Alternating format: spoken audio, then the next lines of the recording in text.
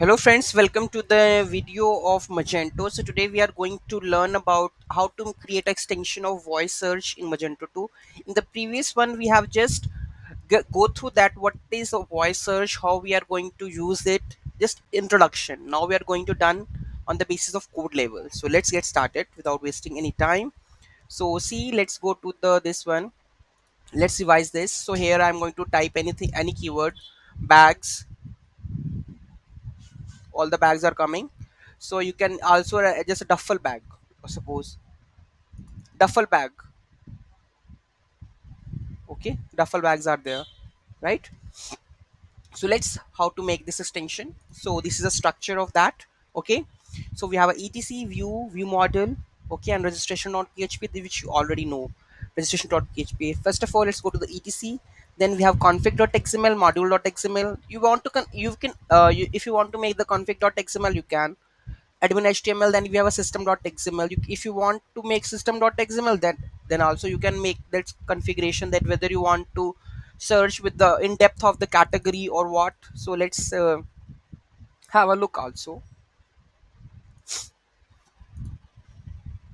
So you can see that we have here we have the some of the fields like labels in enable voice search and skip suggestions also. So whether you want to suggestions you want to enable or disable.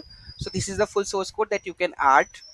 Moving to the next one, that we have voice search, then we have a view, then we have a front end, then we have a layout, templates and web. Okay, because we have to add the icon, and on the click of that we need to search the functionality also. So this is the front end part. On the layout we have default.xml, where we are going to is just select search box, right? So here we can see that we are getting from the config whether it is enable or disable. Okay, so this is voice search, voice input block that we are going to use. Okay, after this we are going to use the templates, that is voice input. So here we have the input voice tab, right? So here we have added the microphone, which on click on this one we are going to call the js voice search. So when I click on the voice search, here web.js and voice search.js, so here we have added the code voice button. So when I click on the voice button, then I will use the speech recognition window dot this is javascript function, right? So when I use this one, you can see that only I have used a jQuery, and with on this on speech end, then we will show the another color on result. Then we will delay with this one and search that voice and show the listing one, because generally you can see that whenever I click on the search button, right? When I click on the search button, generally whenever do the search will basically add your word, right?